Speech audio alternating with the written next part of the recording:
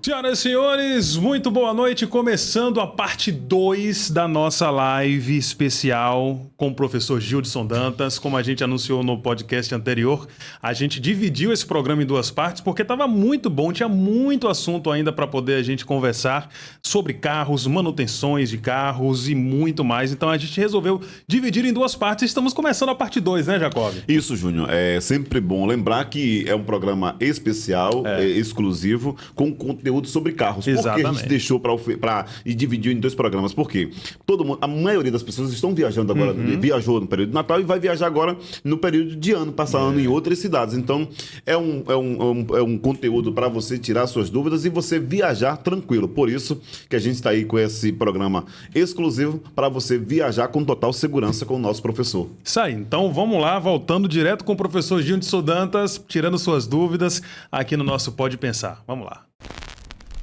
Falando de outros fluidos agora, a gente começou falando do combustível. Sim. Os outros são questão da manutenção, né? Eu falei sobre viajar. Né? Começamos com combustível para ele se estender. Mas esse é porque esse tema realmente No primeiro eu quis começar logo pelo combustível, porque o carro não adianta estar todo pronto se não tiver combustível. Né? Pode estar o carro perfeito, é fundamental, né, professor? Não vai para lugar nenhum. O segundo fluido, que eu considero assim muito importante, claro, que é o óleo lubrificante do motor. Né? Falamos aqui a respeito de origem, sintético, semissintético e mineral, com relação à viscosidade, como é que você identifica, o nível de aditivação. Né? O óleo do motor realmente é muito importante, já falamos aqui bastante. Se tiver alguma pergunta aí com relação ao óleo, fique à vontade. Acho que o assunto de óleo foi bastante... A gente até abordou a questão da caixa de marcha. Fluido que eu considero de extrema importância, eu diria dois. É o do freio, Sim. O fluido de freio. Muitas pessoas não sabem, mas aquele fluido tem que ser substituído totalmente, periodicamente, se não me engano, a cada 2 anos. Talvez, não sei se tem variação, dependendo do modelo da marca, mas acho que há 2 anos o fluido de freio tem que ser totalmente substituído. Por quê? Porque ele é higroscópico. Higroscópico, ele absorve água. Então, após 2 anos, ele absorve um teor de água que vai fazer com que ele perca a sua eficiência. E com freio não se pode facilitar. É verdade. Então, fluido de freio substituído, de acordo com a recomendação do fabricante, acho que a maioria dos carros é 2 anos, se eu não me engano. Então, isso é muito importante. Nessa questão aí, completar seria viável? Pergunta interessantíssima, mas respondo. Antes, vou colocar uma outra questão. Então, você tem que trocar o óleo obedecendo a periodicidade, o fluido de freio, de acordo com o manual, a melhor fonte é sempre o manual do veículo, e obedecer a especificação. A especificação do fluido de freio, você tem a palavra DOT, a sigla DOT, que é Departamento de Transporte dos Estados Unidos, que estabelece a norma com relação ao fluido de freio. Então você vai ver lá no frasco de freio. Você não vai pedir, me dá um fluido de freio aí para Gol, para Senna, para Renner. Não. Você vai no manual, vai ver a especificação, DOT 3, DOT 4, DOT 5, que é a resistência do fluido à fervura. Imagine, você vem a 100 km por hora. O carro está desenvolvendo energia cinética alta. Aí você freia, diminui a velocidade ou para. Para onde foi essa energia? Energia e matéria não se cria, nem se transforma, nem se destrói. Se transforma. Não se cria, nem se destrói. Essa energia cinética da velocidade se transforma em calor. Se após 100 km por hora você pegar na roda do carro, você queima a mão. O calor vai para a roda, para a pastilha, da pastilha passa para o disco para a roda e passa principalmente para o fluido. O fluido vai estar muito quente. Então ele tem que ter um índice de resistência à fervura, que é esse DOT. Tem que ser exatamente... Se seu carro, a especificação é DOT 4, você pode usar o DOT 5, porque ele tem uma resistência à fervura maior. Sempre melhor. Mas se seu carro exige que, consta lá no manual, que o fluido de freio tem que ser especificação DOT 4, você não pode botar o 3. Então isso é muito importante. Usar a especificação do fluido de freio de acordo com o fabricante, obedecendo ao critério DOT 3, DOT 4, DOT 5, e a periodicidade de troca. Tá vendo? Isso é muito importante. Não precisava trocar, não. O meu primeiro carro ficou anos com o mesmo ponto. Agora é o seguinte, professor, se não trocar, quer dizer que o freio vai falhar? Depende. Se você andar devagar, você anda dentro da cidade, provavelmente não. Mas em uma situação crítica, pode ser que esse freio... ele deixe na mão, né? Ele deixa na mão. Em situação crítica, você está 120 numa estrada e atravessa um carro em sua frente, você pisa firmemente no freio, pode ser que fale, pode ser que não. Né? Mas o ideal é seguir trocar a recomendação do E a pergunta do de Jacob, fabricante. completar não pode? Veja bem, eu também já vi alguns vídeos com uma questão um tanto quanto polêmica. É normal o fluido de freio baixar. Porque à medida que as pastilhas vão se desgastando, você tem uma pastilha com determinada espessura, ela vai afinando, vai gastando. E aí a base da pastilha vai se aproximando do disco. E esse espaço passa a ser ocupado pelo fluido. Então, quando o fluido baixa e você não vê nenhum sinal de vazamento, é porque o fluido foi ocupando espaço devido ao desgaste normal da pastilha. Então é normal ele baixar. Então, não muito. É isso. O ideal, no caso, seria completar ou Ou trocar trocar a ele pastilha. todo. Não, e a pastilha também. É, porque se ele baixou por causa da pastilha, né? Se trocar a pastilha, acho que ele... Não sei. Quando você vai trocar pastilha, você roda muito, ainda não atingiu a velocidade de troca, 2 anos, tipo assim, você rodou 1 ano e tem que trocar a pastilha. Quando ele colocar a pastilha nova, ele vai empurrar os pistões do burrinho, né, burrinho de freio, o nome popular, do cilindro de roda, vai fazer com que o fluido suba de novo, normalmente. Tá? E se por acaso houve uma perda e você for completar, tem que ser o mesmo óleo, mesma marca, e ideal que seja a mesma marca com a mesma especificação. Mas normalmente não é preciso completar, porque ele baixa devido ao desgaste da pastilha. É normal que ele baixe um pouco. Né? O espaço que foi deixado pela pastilha, a parte que desgastou, é ocupado pelo fluido que está no reservatório.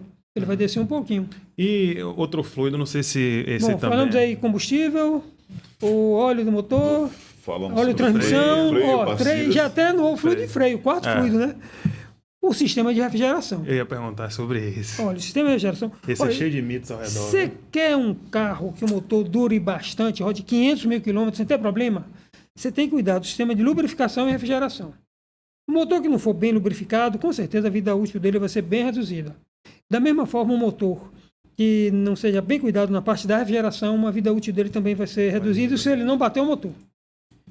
A quantidade de calor que é gerada pelo motor, uma pequena parte é aproveitada, somente 30%. De 100% do calor gerado. E esse calor, posteriormente, essa energia térmica vai ser transformada em mecânica, em movimento, só aproveita 30% mais ou menos. 70% tem que ser retirado do motor. Uma parte, você tem uma perda de calor por irradiação, vai para a atmosfera, mas a maior parte é retirada pelo sistema de refrigeração. Qualquer excesso de calor que não seja utilizado pelo motor vai provocar danos. Então é fundamental que o sistema de refrigeração funcione de maneira perfeita, tá? Retirando esse excesso de calor que é gerado. Certo. Existe ainda, por incrível que pareça, apesar da evolução tecnológica, um mito que diz o carro pode retirar a válvula termostática. Qual a função da válvula termostática? Eu pergunto o seguinte, o corpo humano tem que trabalhar com temperatura bem alta ou bem baixa? O corpo humano na temperatura normal, dentro de uma faixa em torno de 36 graus. 36, Se tiver alta demais, tem algum problema. Se tiver baixa demais, também tem algum problema. Em torno de 36 graus. Mesma coisa o carro. Você pode até comparar um motor com um corpo humano. A temperatura de trabalho do motor, a depender do combustível utilizado, ele tem uma faixa de variação entre 90 e 100 graus. Não pode ser acima dessa faixa nem abaixo. Quem controla essa variação de temperatura para que mantenha dentro de condições normais, para que o motor funcione bem e tenha uma vida útil muito longa, é a válvula termostática. Como é que funciona? Digamos que esse carro tem que trabalhar com temperatura em torno de, um exemplo, né? Isso aqui é hipotético, de 90 e 100 graus. Aí quando você liga o carro de manhã, o motor está frio, está com temperatura abaixo de 90. E a válvula termostática está fechada. Ela vai impedir que a água circule pelas camisas do bloco e do cabeçote. Porque o bloco do motor é oco e o cabeçote também. Ali passa a água para refrigerar o motor. Então, essa válvula está fechada, não permite que a água circule na parte interna do cabeçote e do bloco. Aí a temperatura vai subindo, né, com geração de calor devido às explosões. Quando atinge a temperatura máxima, essa válvula abre, permite que a água circule. Quando chega na temperatura mínima de trabalho, ela se fecha. Então ela abre, fecha, fazendo com que a temperatura se mantenha dentro dos níveis, né, que sejam considerados ideais para o funcionamento daquele motor. A partir do momento que você simplesmente retira a válvula termostática, o motor vai trabalhar sempre frio. Isso você vai ter uma série de situações. Você vai reduzir a vida útil do motor, você vai aumentar o consumo, você vai perder potência, vai perder torque, porque o motor vai estar trabalhando frio. Ou seja, é a comparativa com o corpo humano, nem frio demais, nem quente demais. Tem que ter uma válvula para poder... Exatamente. para regular isso aí. Em relação ao fluido de freio? Não, o fluido não. O líquido de arrefecimento. Sim. Tem um monte de dúvidas em relação ao líquido, porque eu já ouvi falar várias coisas. Por exemplo, tem mecânico que fala, você só pode colocar água desmineralizada. Outro já fala, não, água da chuva já pode colocar. Outro fala, rapaz, não tem nada a ver, pode botar água de torneira. Aí já ouvi falar também que se o cara botar água de torneira, não pode colocar mais o aditivo, porque já criou ali um ferrugem, alguma coisa. Se você colocar o aditivo, vai soltar aquele ferrugem, vai entupir e tal, não sei o quê. Tem muito mito cercando isso aí. O correto é o seguinte, há tempos atrás não existia água desmineralizada. Então você usava uma água limpa, de torneira, né, que fosse dentro do possível limpa, né, o mais limpa possível. Mas a água desmineralizada, realmente ela contribui para aumentar a vida útil do motor. Então eu recomendo, eu utilizo água desmineralizada com aditivo de boa qualidade, conhecido no mercado e na proporção recomendada pelo fabricante. O aditivo é fundamental. O aditivo vai proteger, vai aumentar a vida útil de todas as partes internas do motor, que ele tem propriedades antioxidante, detergente, dispersante, enfim. Realmente é imprescindível o uso do aditivo. Se você utilizar só água, mesmo que seja desmineralizada, isso com o tempo vai oxidar as partes internas, vai criar crostas e vai reduzir a vida útil do motor. O ideal é água desmineralizada com aditivo de boa qualidade, na proporção recomendada pelo fabricante. Hoje, se não me engano, já vende o aditivo diluído já, né? Já vem um aditivo... Outro detalhe importante. Se você for comprar o aditivo, preste muita atenção, que eu já, prestando assessoria à empresa frotista, eles estavam comprando o aditivo diluído, que já está pronto para uso, e ainda colocando mais água. Né? O diluído, você já está ali diluído, como o nome diz, na proporção correta, você não tem que adicionar água. E o concentrado, você tem que adicionar água na proporção recomendada pelo fabricante. Boa. Isso é muito importante. Nossa. Quantos fluidos já foram aí? Combustível, óleo do motor, fluido de freio, óleo da transmissão. Falamos o fluido do sistema de refrigeração. Tem mais. Fluido tem diversos, né? Da caixa de marcha. Não falamos ainda sobre pneus. Rapaz, eu acho que isso é fundamental. É uma parte importante do carro, né? Que é muito simples, praticamente não custa nada, mas é muito importante, é a água do sistema de limpeza do para-brisa. Uma poeira, uma chuva, você tem que sempre lembrar né, dessa água do sistema de limpeza, porque se você tiver cair lama no vidro, se for passar o limpador, você não vai enxergar nada. Se estiver numa estrada, né?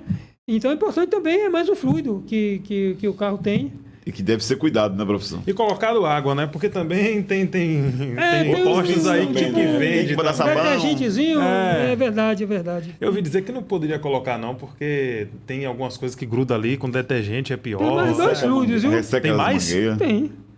Tá. Seu carro mesmo, da direção hidráulica. Se o carro tem direção hidráulica, tem um fluido da direção hidráulica, e da mesma forma tem uma especificação técnica. Para você substituir, você tem que olhar a especificação no manual, o fluido dos carros. Os carros mais modernos não tem mais, que são direção elétrica.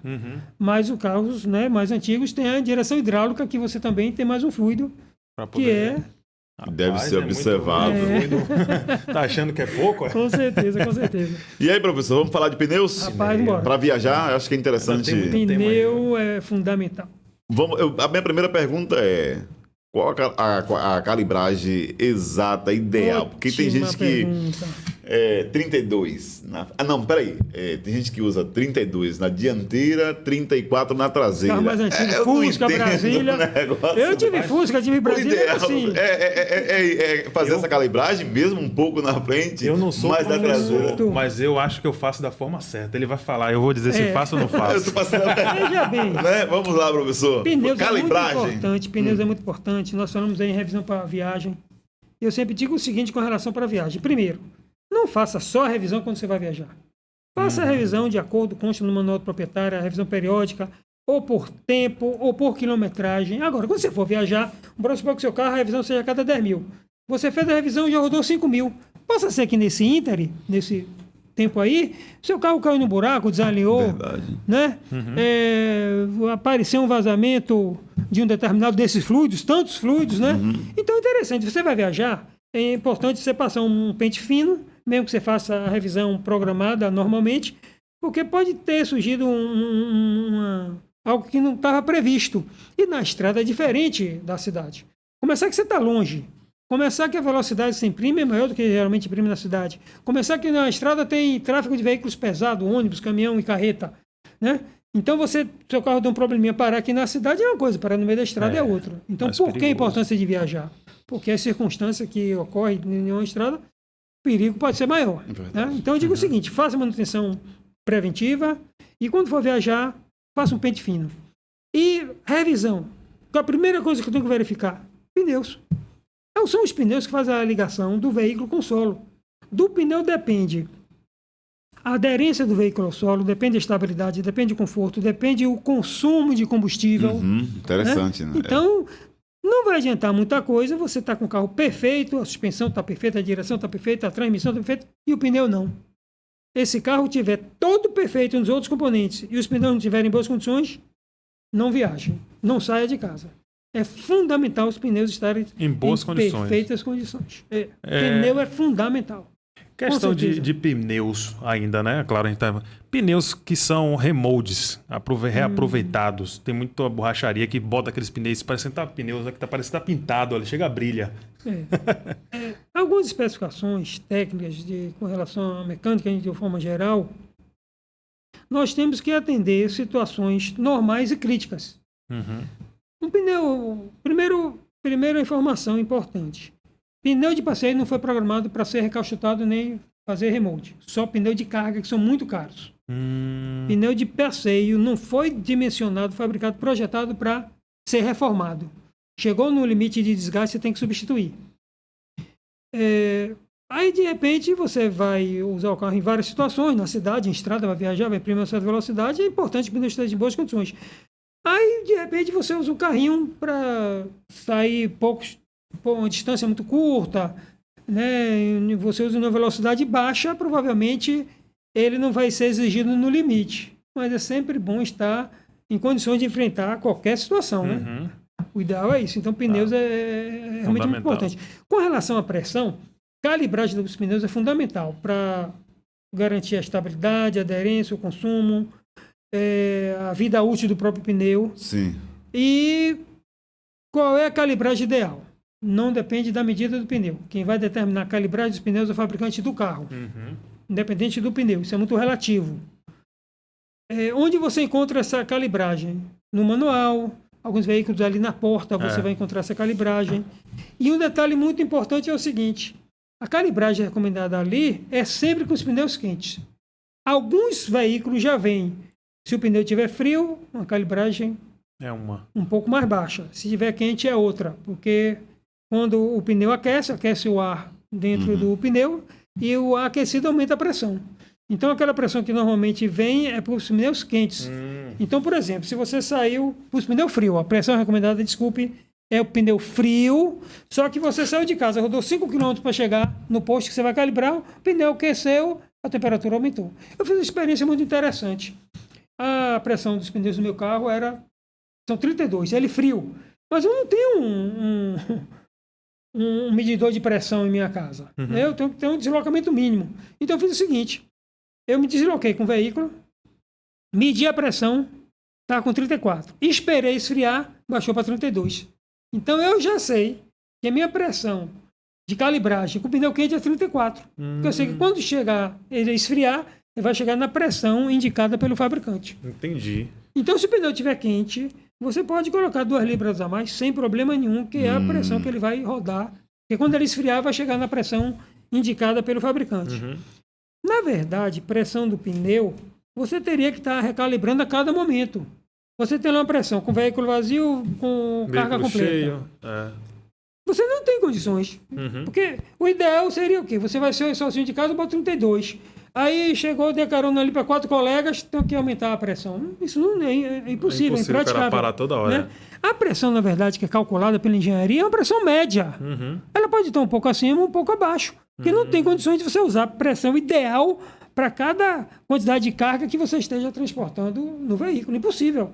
Né? E outra coisa, a própria temperatura. O tempo está frio, o tempo está quente, essa pressão vai variar. Para evitar essa variação de pressão, o ideal é você usar nitrogênio. Isso que eu ia perguntar. Tem até Quais as vantagens de nitrogênio? As Eu trabalhei na Watt Martins, que é uma das maiores empresas de gases do mundo. E na época que desenvolveu nitrogênio para calibragem de pneus, eu trabalhava lá na época. Inclusive, eu fiz uma matéria, fiz um vídeo outro dia para um canal e era sobre nitrogênio. Eu digo, rapaz, deixa eu procurar aqui. Quando eu fui ver, achei minha apostila. Que eu ganhei quando eu tomei esse curso. Rapaz. Mas eu trabalhei na Watt Martins em 83. Caramba! Tá lá, minha apostila Guardada. guardadinha. Quem guarda tem, né? meu Tem irmão. avisado. Tem um arquivo lá dos antigos, né? Arquivo de computador no papel. Tava amarela, coitado. Arquivos confidenciais. Que A nem apostila Faustão tava fala. amarela, mas achei. Uso de nitrogênio para calibragem de pneu da Watt Martins. Mas todo lugar que Bacana. tem, não, né? Aquele balde com Não. nitrogênio é mais difícil de Qual a achar. vantagem do nitrogênio? Primeiro, o atmosférico é um ar impuro. Você tem sujeira, tem umidade no atmosférico, muita umidade. Você tem resíduos de óleo do compressor. Uhum. Quando o compressor sempre tem fuga de lubrificante para o ar. Então, tudo isso contamina internamente o pneu. Já o nitrogênio é um gás puro, obtido através de um processo industrial, onde ele praticamente não tem essa contaminação. Né? É um gás puro. Outro que é um gás criogênico. Quando você comprime qualquer outro gás, ele aquece com compressão, e o nitrogênio não. Por isso que a aviação, veículos de competição utilizam nitrogênio, por causa dessas vantagens. Porque aquele pneu de Fórmula 1, por exemplo, aquece muito, aquela velocidade, o atrito com o chão é muito grande, e esse atrito gera muito calor. Se você utilizar ar, essa pressão dos veículos de competição vai ficar oscilando. Isso vai comprometer o desempenho do veículo. Então, o veículo de competição utiliza nitrogênio, porque é um gás puro e criogênico. Ele não tem muita variação de pressão, ele não aquece como aquece o ar atmosférico. Deixa eu A fazer. desvantagem do nitrogênio é que tem poucos pontos de abastecimento e que você paga um certo valor. Mas que realmente ele é vantajoso, é. Rapidinho ainda sobre pneu, só pra gente finalizar e Fica à vontade. fechar esse assunto. Algumas coisas aqui. O senhor falou que tem uma média, né?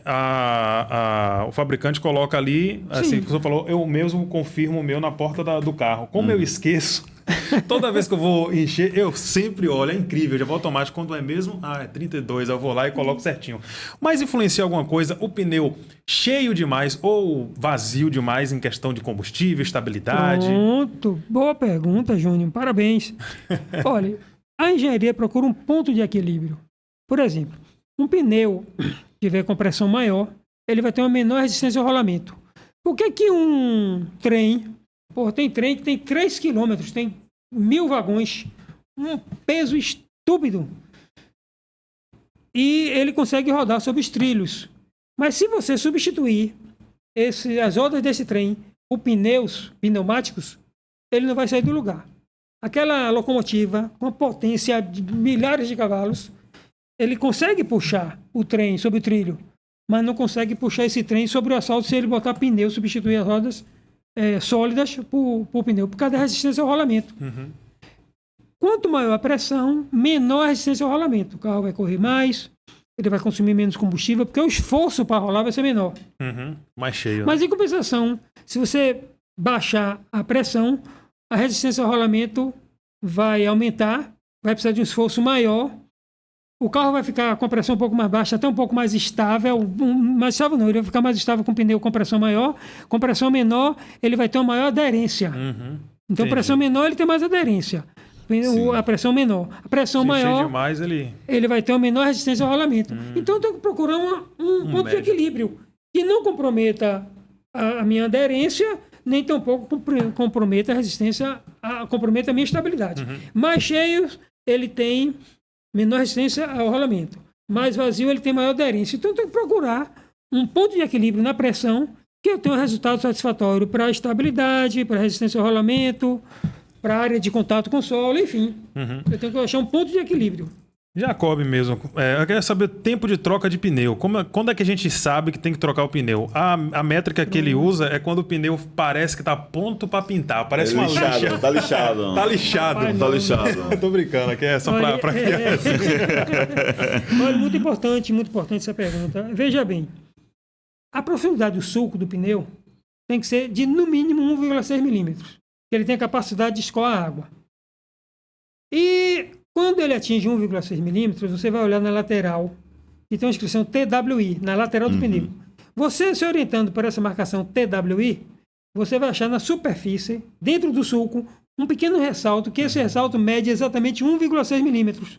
Dentro do sulco do pneu. Você pode olhar qualquer pneu, você vai ver que tem um ressaltozinho. Então, quando a banda de rodagem nivelar com esse ressalto, significa que atingiu a profundidade de 1,6 milímetros. Você tem que trocar o pneu nesse momento. E a validade, professor? Tipo, se for pela validade. Importante. Apenas complementando o desgaste do pneu, quando deve ser trocado. Então, o critério é simples. Se você olhar para o sulco, vai ver o ressalto. Se o ressalto nivelou com a banda de rodagem, está na hora de substituir. Qual é a função do sulco do pneu? Qual o pneu que tem maior aderência? O pneu liso ou o pneu com os frisos? Não deixa Com os frisos.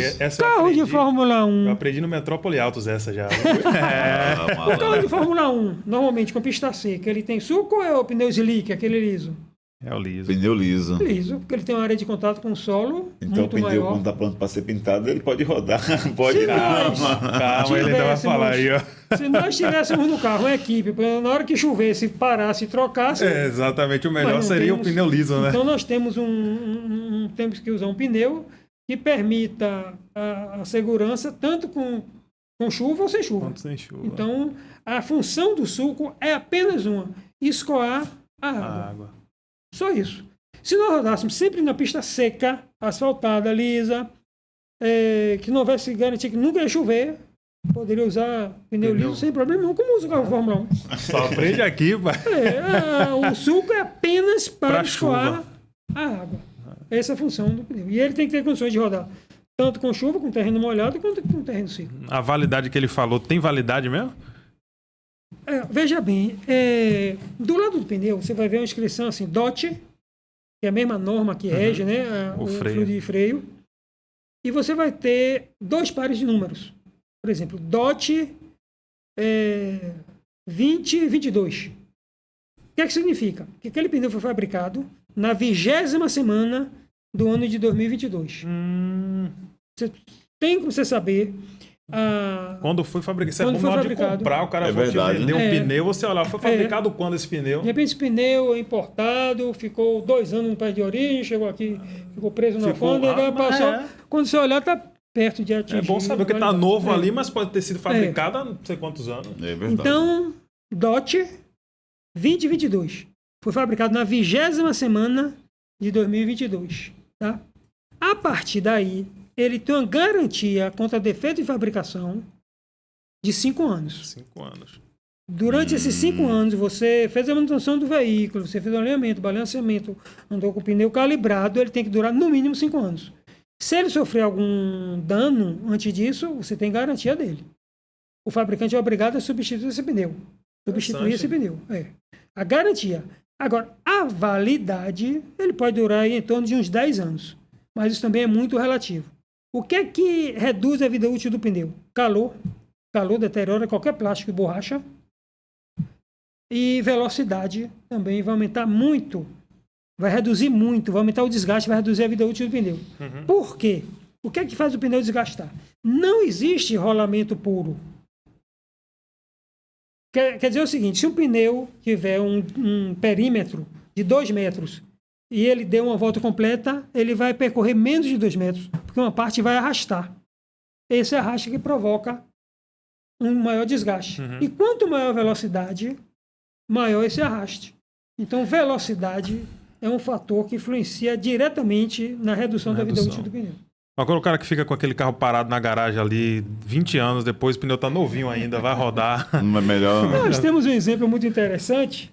Nosso saudoso Meron, lá do programa, ele tinha moto e carro. Só que 90% do tempo ele andava de moto. Né? E os pneus do carro dele, com 5, 6 mil quilômetros, tinha que ser trocado, porque deformavam. Deformava. Porque ele quase não rodava com o carro. Então, para ele rodar 5 mil quilômetros, ele levava muito tempo. E nesse tempo, o pneu deformava e ele tinha que trocar os pneus com banda de rodagem em perfeito estado. A gente já está caminhando assim já para o finalzinho aqui, né? Mas tem muita coisa aqui para a gente abordar ainda. Vamos dar uma... A gente não vai conseguir... prioridade, a gente não vai conseguir abordar tudo. Tem muita coisa, né? Mas fique à vontade aí. Mas você vê que a gente falou de combustível, foi um monte de assunto. Falou sobre óleo lubrificante, um monte de detalhes. E sobre pneus não é diferente.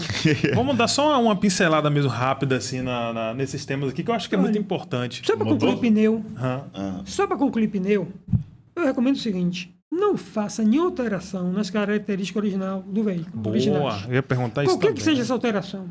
Porque, olha, para fabricar um veículo é um trabalho, meu amigo, que você não imagina. Pra você ter uma ideia, um veículo tem em torno de 12 mil itens. Não é peças, 12 mil itens. Por exemplo, ele tem 16 parafusos de fixação da roda. Então você tem um item, 16 peças, mas é um item só que são iguais. Então o carro tem 12 mil itens. Você tem vários componentes, motor, suspensão, transmissão, direção e freio. Você tem uma equipe de engenheiros e técnicos para dimensionar, projetar cada um desses sistemas. Esses sistemas têm que trabalhar muito bem, com muito desempenho, com segurança e ter uma harmonia entre todos eles. Aí vai o cara e faz uma alteração aleatória, sem critério técnico nenhum. Sem conhecimento. Então mantenha as características originais. Com relação ao pneu, muito cuidado. Olha, pneu mais largo dá mais estabilidade, porém aumenta a resistência ao rolamento. Você vai consumir mais se colocar um pneu mais largo. Pneu estreito tem uma resistência ao rolamento menor, mas diminui a estabilidade. Quando a engenharia dimensiona que aquele pneu tem aquela medida, aquela largura, olha, meu amigo, foi um estudo exaustivo para chegar àquele resultado. Né? São vários cálculos, né? Muitos. E se você colocar um pneu com um perímetro maior, vai distorcer a leitura do velocímetro e a leitura do odômetro. E pode dar multa, né? E principalmente essa galera que às vezes pega um carro ali que é aro 13, bota uma roda 14, 15 e aí depois, passei a 50 no radar ali e multou. Porque veja bem, você tem uma roda que o perímetro é 2 metros. Quando ele dá uma volta, o carro vai se deslocar aproximadamente 2 metros e o velocímetro e o odômetro estão programados para registrar que ali rodou 2 metros. Se você rodou 2 metros no segundo, a velocidade registrada vai ser 2 metros por segundo. Mas se você coloca uma roda maior, que ao dar uma volta ele vai andar 3 metros, a grosso modo, né, para entender melhor, vai andar 3 metros, no odômetro vai registrar que ele andou 2 e que ele fez 2 metros por segundo, quando na verdade ele estava 3 metros por segundo após dar uma volta completa. Então você pode ter uma multa. Outro dia eu estava dando treinamento para um grande frotista com mais de 100 motoristas, que no carro particular dele ele fez: pô, professor, agora eu sei porque eu levei 5 multas. Eu pensei que era defeito ou do radar ou do velocímetro. Alterou o tamanho do... E outra coisa, se você colocar uma roda muito maior, o carro vai exigir mais potência e mais torque para se deslocar. Ele vai atingir uma velocidade final maior, mas vai exigir mais potência e torque, mais esforço do motor.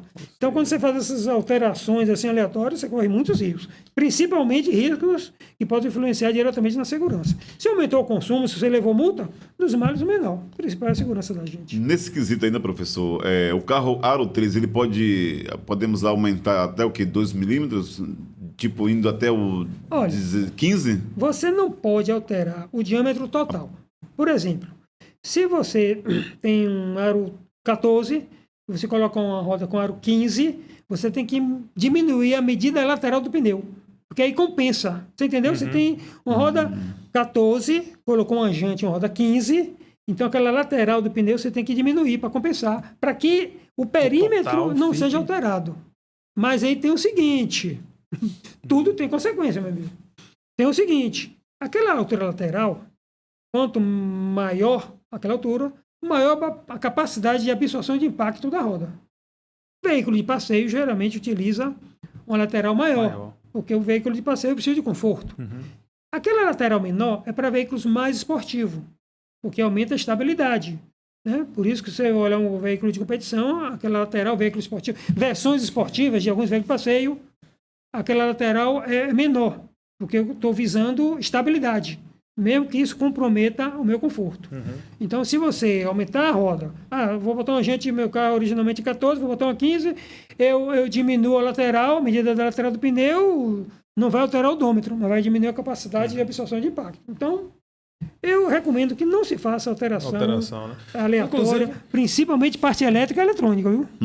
Você Inclusive, pode fazer, o carro pode incendiar. Eu não sei se. A gente não vai entrar aqui em legislação, mas eu não sei se isso é considerado mudança de característica do veículo, né? Se a polícia pegar uma blitz e mudar. O nosso especialista. Tem que convidar Mas aqui você o corre o Coronel risco. Luigi para Tem poder. alterações da característica que envolve a parte de legislação. Você, além de poder sofrer um acidente ou causar danos no carro, comprometer seu conforto, consumo de combustível, ainda levar uma multa. Já aconteceu Fazer comigo. alterações Eu aleatórias. já fui advertido, confesso. Que não foi. Sabe com o quê? Farol de LED. Farol LED. Porque a LED é mais barato, né? Hoje em dia, mas só que meu dura carro mais. veio com a loja, né? E dura mais. Só que não era aqueles farol de LED tipo Xenon, aquele clarão. Era um farol normal. Mesmo assim, ele falou que não podia, que é a mudança de característica do veículo. Você tem que Não colocar pode, o não. farol, a lâmpada que vem ideal, no eu carro. procuro sempre manter as características originais, dentro da especificação determinada pelo fabricante do veículo, com relação a componentes elétricos, pneus, o tipo do óleo, enfim. Então você que manter vai as viajar, é características importante originais. saber isso aí, viu? Não, meu carro veio de fábrica. Eu tô tranquilo. Passou por pneus? Vamos lá, vamos falar Vamos falar de um pouquinho. Vá. cilindros. Puxem. Motor? Motor Potência? ainda? Vamos falar. Carro 3 cilindros? É isso que eu quero saber. 3 cilindros, 4 cilindros, 1.0, Eu sei que não vai dar pra gente 1.6. entrar e abordar esse assunto que eu sei que é extenso, mas só uma pincelada É isso. rápida aqui pra Como gente. um consumidor, professor, Olha. o senhor me recomendaria hoje um carro econômico que vai me atender bem numa rodovia? 3 cilindros ou 4 cilindros? Olha, o motor 3 1.0 ou cilindros, 1.6? pelo menos os que eu tenho conhecimento, o pessoal teve como objetivo produzir, fabricar, projetar motores compactos e leves, né? Motor compacto, leve, quanto menos peso, menor o esforço necessário do motor para transportar, né? Um peso menor. Então, mas em contrapartida, isso comprometeu a vida útil. A maioria dos motores, pelo menos que eu tenho conhecimento, de 3 cilindros, eles não pegam retífica. Um motor mais antigo, de 4, você sofreu algum dano interno, você consegue fazer uma retífica. E motores de 3, a maioria não. Eles são menores, são mais leves, mas não pegam retífica. Você não consegue fazer retífica no E motor nesse caso aí, teria que trocar o motor, professor? Tendo um problema? Na maioria dos casos, sim. Dificilmente você consegue fazer uma retífica no motor desse. Mas a questão é o seguinte, você tem que ter sempre um posicionamento preventivo. Se você fizer a manutenção correta do veículo, a manutenção do motor, com relação ao sistema de refrigeração, troca dos filtros, utilização do óleo correto, utilizar o combustível de procedência, a vida útil vai ser longa. Mas o que acontece é o seguinte, que na prática nós temos o hábito de não cumprir essas normas, Rigorosa. né? E aí, mais adiante, a gente sofre as consequências. Qual tipo de correia desses motores 3 cilindros? É a banhada a óleo ou a corrente? Tem dos 3. Tem motor, mesmo? tem motor de 3 cilindros, Rapaz, que problema. banhada a óleo, correia seca e corrente. Aí varia muito, dependendo do fabricante. Nesse caso, seria viável o cara, antes de comprar um carro, ele pensar na demanda do que ele vai precisar do carro, olha, para ver se ele compraria de 3 ou... Eu sou um pouco conservador, eu sou professor Você vai das tradicional, antigas. professor? Eu sou das antigas e quando meu carro mesmo, uma coisa que eu faço questão, que não abro mão, é transmissão por corrente. Não que por correia. Durante muito tempo eu tive carro com transmissão por correia, mas já tem muitos anos que eu tenho dado preferência por transmissão por corrente, porque eu não quero esquentar a cabeça, sabe? Não quero me preocupar. Tem muito tempo que carro com transmissão com corrente chegou ao mercado? Olha, Eu achei que era mais recente. Meu primeiro carro com transmissão por corrente foi aquele Grande Siena, lembra? Sim. Aquele já era concorrente, de 2018. Aquele carro era de 2018, já era concorrente. De lá para cá, sempre optei por comprar. Olha, eu acho muito seguro o motor 4 cilindros, aspirado e transmissão por corrente. O esforço que esse motor sofre é bem menor. E em termos de preço, professor, existe uma diferença muito grande na hora de você comprar esse veículo de motor de preferência, preferencialmente corrente e também 4 cilindros? Tem na hora da manutenção. Olha, você trocar a correia e a banhada a óleo é muito mais caro que uma correia a seco, que está fora do motor. E mesmo que você troque sem ter tido dano nenhum, apenas obedecendo a velocidade, o custo é muito maior. Você tem que abrir o motor. Imagine. Da correia a banhada a óleo, o custo é muito maior. Caramba. Você tem que abrir o motor, tem que tirar todo o óleo. Aí tem condição. E a outra, a correia externa, Você tem aquela capa, aquela proteção. ali a tirou, tradicional. ele tem alguns procedimentos. Né? Engraçado como assim, essa questão do 3 cilindros, 4 cilindros, eles conseguiram meio que manter ali, né? A mesma potência. O 3 cilindros tem a mesma potência de 4 cilindros. Porque, veja bem, vai entrar Agora ele treme na mais. questão, Carro de 3 cilindros parece que vibra mais, né? É um dos motivos que eu prefiro o de 4. Bom, carro 3 cilindros, o que importa não é o número de cilindros, mas a cilindrada. O deslocamento volumétrico. Esse carro 3 cilindros é 1 litro. O de 4 é 1 litro, o deslocamento volumétrico é o mesmo. Mesma coisa. O que é cilindrada? A cilindrada é apenas o volume, a somatória dos volumes útil, o volume útil de cada cilindro. Por exemplo, se eu digo que um carro é 2.0 e ele tem 4 cilindros, a capacidade volumétrica de cada cilindro é meio litro. Somando vai dar 2. O volume, digamos assim, grosso modo, é o volume da câmara de combustão. É o volume útil. Sim. O volume útil é entre o ponto morto inferior do pistão, quando o pistão atinge o ponto mínimo mais baixo, que vai até o ponto mais alto. Essa variação, essa oscilação, essa amplitude chama-se volume útil do pistão.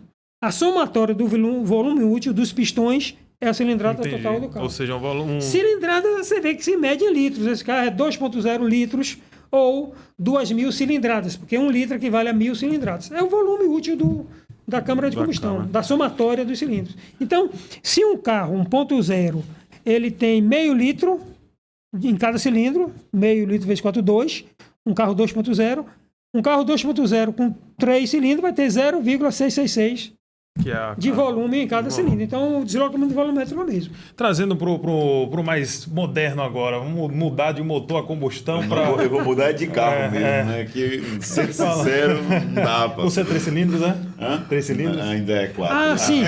Outra questão que eu não simpatizo muito 3 cilindros, dizendo que é ruim, mas é questão, coisa pessoal minha. É o balanceamento. Você tem um motor de 4 tempos, onde o ciclo térmico tem 4 fases distintas. Fala sobre isso. Você balancear com 4 cilindros é muito mais fácil. Mas você tem um motor de 4 tempos para você balancear em 3 cilindros é muito mais difícil. Já me Então, falar por sobre isso que tem alguns motores de 3 cilindros que vibra, na marcha lenta ele vibra um pouco, porque realmente é muito mais complicado. Muito mais complicado. Você fazer o balanceamento de motor de 3 cilindros, porque não é divisível pelo outro, né? 3 não é... Você dividir... É mais difícil, o número ímpar, né? Dá uma dízima. E mudando Então- de carro, de combustão para carro Eu vou elétrico. mudar o carro. Vai mudar o carro? Vai comprar elétrico? Para não elétrico, eu vou para híbrido. É isso. Então eu quero saber, professor. Não sei, Híbrido eu vou aprender isso agora, mas eu pretendo. Pronto, Vamos a gente lá. deve ter essa ou dúvida. elétrico, qual a diferença hoje, né? A gente fala hoje, porque né, daqui para frente tudo pode 2024, mudar. Né? 2025 já pode ser uma É novidade. melhor ele trocar um carro por um elétrico ou por um híbrido? Eu vou Isso é fazer fácil uma responder. pergunta em cima da sua. Faça. Pegando o híbrido, professor, estou me preparando para pegar para o futuro, o elétrico? Tipo, eu já parti logo para o Você mesmo elétrico. vai resolver. Eu vou dar as informações, a decisão Você é sua. resolve. Você decide. Bora. Decide, é aquele programa. Olha, e você tem um motor, um carro com motor a combustão, todo mundo conhece, né? É o carro elétrico, onde o que funciona, que gera a potência é um motor elétrico. E o híbrido é a junção dos dois. Você tem um motor a combustão e um motor elétrico. Esse motor elétrico pode ser carregado, e quando ele pode ser carregado na tomada, se chama plug-in. Você pode carregar esse motor, essa bateria do carro híbrido, igual se carrega a bateria de um carro totalmente elétrico, ligando na tomada, plug-in. Ou tem alguns veículos híbridos que não têm essa alternativa, essa opção de abastecer, de carregar na tomada. Nesse caso, você recarrega a bateria pelo próprio motor a combustão. Da mesma forma que o motor a combustão não carrega a bateria de 12 volts, esse motor também vai, através de um sistema, ele vai transformar a energia mecânica do motor a combustão em elétrica e vai carregar a bateria do motor elétrico desse carro. Ele também pode ser carregado pela energia de frenagem, pela inércia de frenagem, né? Então, um carro híbrido, por exemplo, a bateria pode ser carregada na energia de frenagem. Quando você tem aquela energia para frear o carro, parte dessa energia você utiliza para carregar a bateria. Rapaz, Então, interessante. A troca, né? o carro verdade, híbrido, tudo massa. bem. O carro elétrico tem muitas limitações, principalmente com relação a pontos de abastecimento e autonomia. Por exemplo, esse carro aqui tem 300 km de autonomia, mas esse consumo varia muito, da mesma forma que o consumo do motor a combustão. O motor a combustão, você tem mais de 50 fatores que influenciam no consumo. O motor elétrico também. A mesma coisa. Essa autonomia de 300 seria, digamos, em condições ideais. Uma boa pista, não é, professor? Por exemplo, você pega um engarrafamento, você vai aumentar o consumo, tanto seja o motor, o consumo de energia é maior. Não importa se a energia é mecânica, se a energia é elétrica. Então Vai você vai aumentar. fazer uma viagem, você pega um engarrafamento na estrada, o carro transportou um peso maior, não vai rodar 300 km, você pode ficar Vai no meio do diminuir. caminho, você tem como abastecer. Agora Então, nesse caso, vamos no híbrido mesmo? Que O são os motores. o híbrido eu Quer recomendo, saber uma porque coisa? Eu acho um absurdo, eu não sei se já existe, mas eu acho um absurdo não ter ainda um carro elétrico com teto solar, principalmente aqui na Bahia. é. Ah, sim, com a placa solar, com a placa no solar. teto. Eu lembro que eu era criança, já tinha uma calculadora que tinha uma plaquinha solar É em cima, assim, que você verdade. botava no sol e ela ligava. Pô, Vamos carro mandar essa hoje... ideia para os fabricantes. Não, né? será que ele não já tem? Eu tô achando que tem alguma coisa por trás aí. Provavelmente. Ah, não é possível. E um detalhe interessante do carro híbrido, viu? Um carro com motor a combustão, ele tem um consumo menor na estrada e maior na cidade. Carro híbrido é o contrário. Na estrada ele consome mais. Oxi! Porque na cidade ele usa mais o motor elétrico. E na estrada ele usa mais Mais o combustão. Ah, olha aí. Eu fiquei na dúvida agora. Você queria pegar o quê? Mais cidade? Eu gosto de pegar mais estrada. A pô. estrada. Eu gosto de O rodar na consumo vai ser cidade. maior. Mano, na Com cidade é híbrido. muito Porque quebra-mola. você vai usar não praticamente o motor a combustão. E na cidade você usa mais o motor Porque no elétrico. caso o motor elétrico é para velocidades menores, no caso. Ah. Ele tem mais limitação, a potência dele é menor, então você vai requerer mais o motor a combustão na estrada. Boa. O consumo vai ser Bom, maior. isso vai de acordo com a necessidade. É. Se você roda muito na estrada, talvez o híbrido não seja Eu acho viável. Ou não, né? Depende. Mas eu vi um carro híbrido esses dias, eu fiquei até apaixonado. Eu digo, Não, é rapaz, bonito. Rapaz, eu acho... Eu acho que eu sei de que carro você está falando. É aquele mesmo que nosso colega Ari já foi lá na o rádio. Yaris? É o Yaris? Não, Harva. Ah, o É, Rava. sim, Ah, sim, o Rava. Como é o nome? É o Ravão. Ravon, é o grandão. eu esqueci, sei qual aquele é muito sei bonito, qual É viu? bonito mesmo. Aquele híbrido, ele tem autonomia grande, um carrão ali, viu? Com certeza. Agora- Só aquele ali. Eu fico assim, Híbrido. eu falei do teto solar, né, no carro ali, Já que tá seria... pensando em- Não, eu fico pensando porque essas tecnologias demoram tanto para poder, sei lá, vingar, né, e vir para o mercado. Porque eu lembro, há muitos anos atrás, eu vi um cara que postou um vídeo no YouTube que ele rodava com um carro dele com água. Você sabe o que ele fazia? Parece que ele tinha um conversor. Não, aquele é o maior de- fake. É? Oxe, Ele falou não que existe. convertia em hidrogênio Não, e depois. ó, Existe dá combustão em tempo de hidrogênio? explicar? Dá Dá, tempo de claro, explicar? deve, porque Dá, senão. dá. Até eu caí nessa fake news. É mito. Como é que aquilo ali funciona? O gerador de hidrogênio. Na verdade, a água é formada do quê? H2O, Oxigênio né? e hidrogênio, H2O. Você passava a água provocava uma reação onde você separava o hidrogênio do oxigênio, H2O.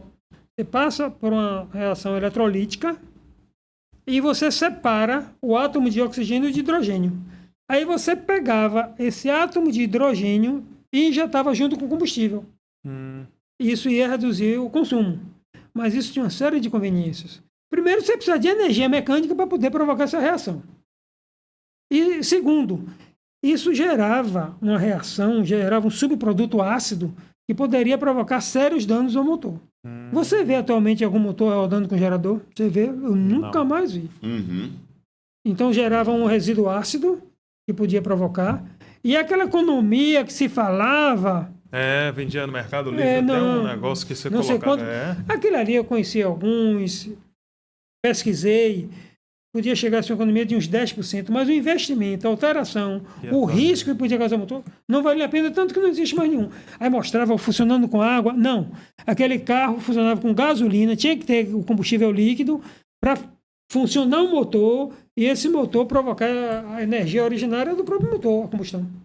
Então tá aí, ó, mais um mito desvendado aqui no... O professor já... Quem instalou, tirou. Com o tempo tirou, porque não compensava realmente. A ponta do lápis não compensava. Para finalizar o assunto combustível, carro a gás. Pessoal que roda Uber, aplicativo. Rapaz, será que eu entendo de carro a gás? entendi.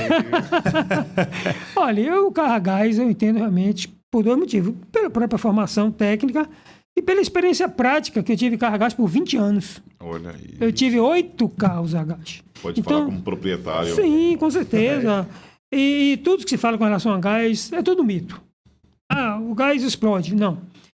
O que explode não é o cilindro em boas condições de manutenção que atende às normas técnicas. O cilindro de gás trabalha com uma pressão imensa, estúpida, de 200 kg por centímetro quadrado. Caramba. Cada centímetro quadrado na parede daquele cilindro tem uma força de 200 kg. Zorra. É muito alto. A pressão atmosférica é 1 kg por centímetro quadrado. A pressão aqui que nós estamos aqui no ar. Lá Então, a pressão 200%. muito alta. Um cilindro de gás ele tem um processo de fabricação próprio, sem costura, em uma parede dessa grossura. Aí você coloca gás em um botijão de GLP, Aí... com costura ali no meio, com a parede fininha, só pode explodir. O cilindro tem realmente uma vida útil, porque toda vez que você enche o cilindro de GNV, ele expande, quando ele esvazia, ele contrai. Então, ele sofre uma fadiga. Então, a cada 5 anos, você tem que fazer um teste hidrostático, onde você enche ele com água, uma pressão imensa, ele vai deformar, vai expandir. Quando tira a água, ele vai ter que voltar para a sua medida original. Se ele expandiu e quando retirou a água, que cessou a pressão, ele não voltou a seu volume original, ele tem que ser condenado. E o que é que acontece? Todo mundo faz esse teste hidrostático a cada 5 anos? Gente que nem sabe. Infelizmente não faz. Esse cilindro que foi condenado, realmente, tem que ser cortado, tem que ser retalhado e não pode ser utilizado. Aí muita gente pega o cilindro com mais de 20 anos de uso, o cilindro que não foi mais aprovado no teste hidrostático e reutiliza. Aí está sujeito a realmente acontecer um acidente como nós temos visto. Mas um carro que tenha sido feita a instalação do GNV em uma empresa credenciada pelo Inmetro, que obedeça todos os critérios técnicos necessários, que você faça a inspeção veicular periodicamente, a cada ano, a inspeção veicular, e que o cilindro passe pelo teste hidrostático, pela requalificação a cada 5 anos, eu garanto que não vai acontecer acidente, que eu tive durante 20 anos. Se você verificar todos os acidentes, foi um cilindro que não era próprio para colocar GNV, não resistia a essa pressão de 200 quilos, era cilindro de baixa pressão, era cilindro de GNV condenado, oxidado. Recentemente teve uma explosão que eu vi as fotos, o cilindro oxidado, o cilindro com certeza já tinha vencido a sua vida útil, com certeza ele não foi feito o teste hidrostático, ou então foi rejeitado no teste hidrostático e mesmo assim ficou utilizado. Ou então... você tem uma ideia, a instalação de GNV é muito segura. Você tem uma ideia, o cilindro ele tem uma pressão de enchimento de 200 kg por centímetro quadrado e a pressão de ruptura é 560. A margem de segurança é muito grande. Para ele explodir, só quando chega a 560, mas a pressão de trabalho é 200. Na mala do carro, você tem que fazer um furo na mala, você liga um tubo para a parte externa do carro. Se houver um vazamento na mala do carro, o gás, o GNV vai para a parte exterior. E teve carro que explodiu, o cilindro não explode. Se o cilindro tiver em boas condições, você pode dar um tiro de fuzil, a bala vai furar, mas ele não explode. O que explode é a mala. Em alguns casos, não tinha esse dispositivo de, se houver um escapamento, jogar o ar para a atmosfera. O GNV acumulou a pressão de 200 quilos, criou uma pressão muito grande na mala, algum curto-circuito, até de uma lanterna, uma faísca. Aí, meu amigo, juntou o ar com combustível, sob pressão. Sim, só para concluir. Qual a diferença de combustão e explosão? Se você pegar gasolina dentro do motor, do cilindro, ele explode. Se você jogar a gasolina aqui no chão e tocar um fósforo, ela vai explodir? Não. Ela vai entrar em combustão. Para que haja combustão é necessário ar, combustível e fonte de calor. Para que haja explosão, é necessário que o combustível esteja sob pressão. Você já soltaram bomba em São João? Já. Quando a bomba dava chabu, quando eu era menino, o que eu fazia? Eu pegava aquela pólvora, bota no chão. Se você riscar um fósforo na pólvora no chão, ela explode? Não. E dentro da bombinha explode porque ela está prensada entre duas camadas de papel. E tem a questão da pressão também. Sabe o que eu fazia? Eu botava a pólvora, aí botava uma pedra em cima. Eu também fiz muito. E estourava. Combustão, você precisa de ar, combustível e calor. Explosão, ar, combustível, calor e pressão. Então.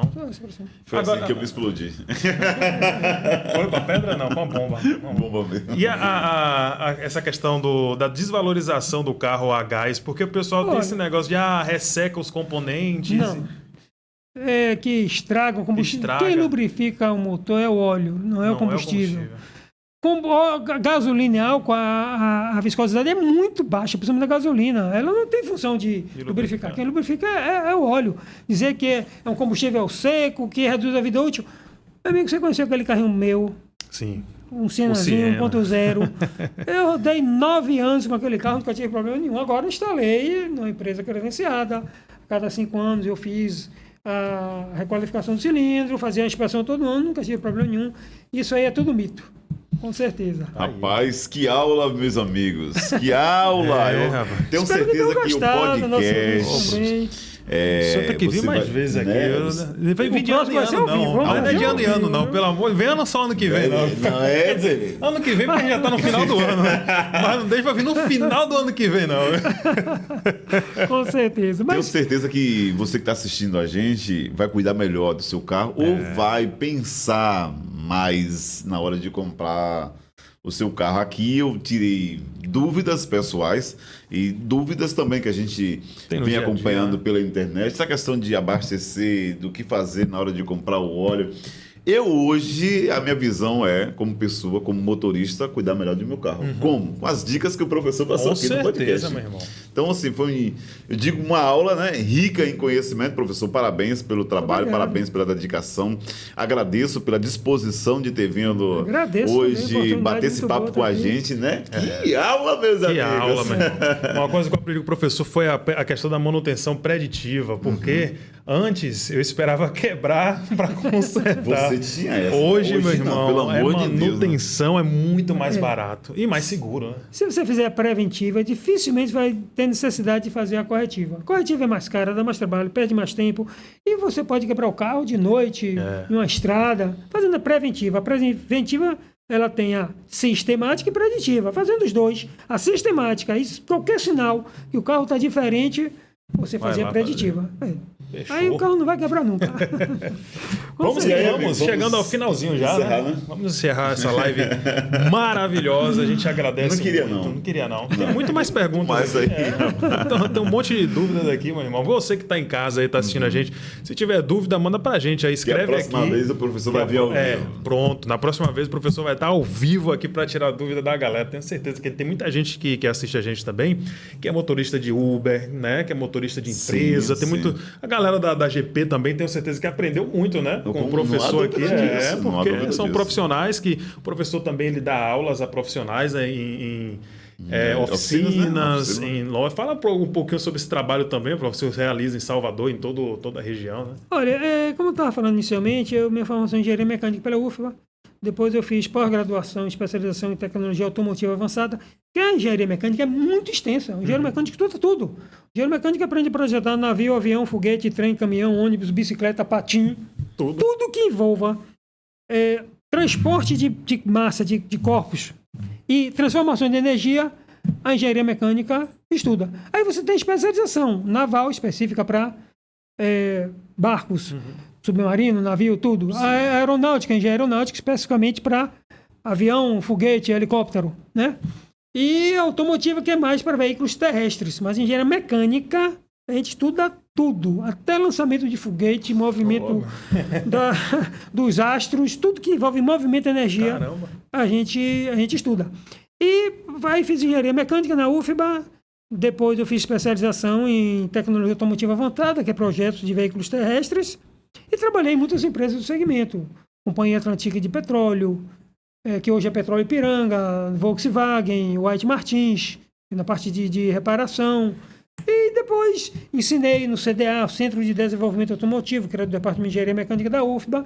E hoje eu trabalhei em grandes empresas, mas hoje eu tenho minha própria empresa. Eu faço treinamento, consultoria, tenho um programa Metrópole Alto aos sábados.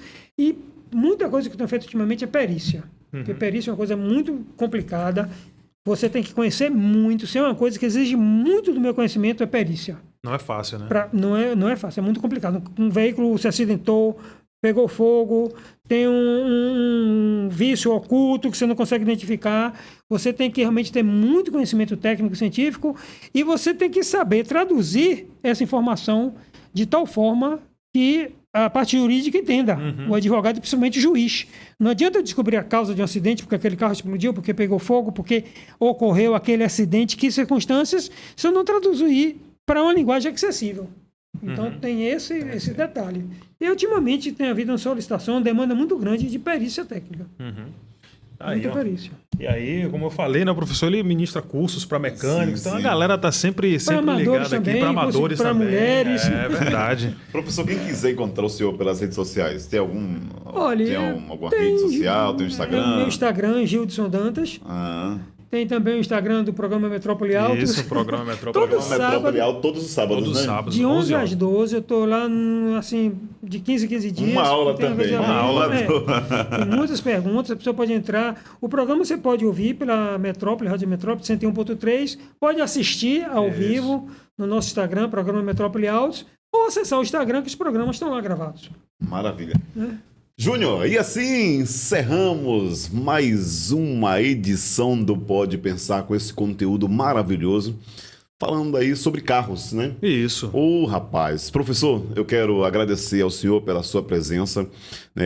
A gente ficaria aqui facilmente até a meia-noite, digamos assim, né? Porque é um assunto muito que rende bastante. São muitas dúvidas, mas eu creio que deu para você tirar todas aí, né? Você que está acompanhando a gente e poder viajar com total segurança. Então, meu abraço, meu muito obrigado e a gente volta com mais uma edição do Pode Pensar agora em 2025, exatamente no dia Exatamente. 6, ao vivo, às 7h30 da noite.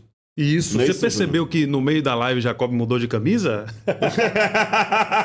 Mas é porque, como a gente anunciou, é um programa gravado, né, gente? A Justamente. gente dividiu em duas partes para que você possa aproveitar melhor esse conteúdo que a gente gravou com o professor Gildson Dantas, né? Ele que é engenheiro Isso. mecânico, deu todo o testemunho de vida dele aí, de vida. diversos lugares que ele já trabalhou, trouxe dicas importantíssimas. E aí a gente resolveu, né? Dividir em duas partes. Porém, como o Jacob falou, na próxima segunda-feira, dia 6, o programa será ao vivo e a gente conta com a sua participação aqui no chat, hein? Então vamos embora, até dia Simbora. 6. Feliz ano novo. Cadê aquela mensagem linda? Não, Júnior, eu quero só desejar a você que 2025 seja um ano cheio de saúde, Isso. união Importante. e momentos especiais Verdade. para toda a sua família, tá bom? Amém. E que você continue mais uma vez com a gente aqui no Pode Pensar. Um abraço, que Deus abençoe e feliz ano novo. Adeus. Ano velho. Adiós. Vai, ano velho. Tchau, ano velho. Feliz ano novo. Valeu, meu povo. Até dia 6.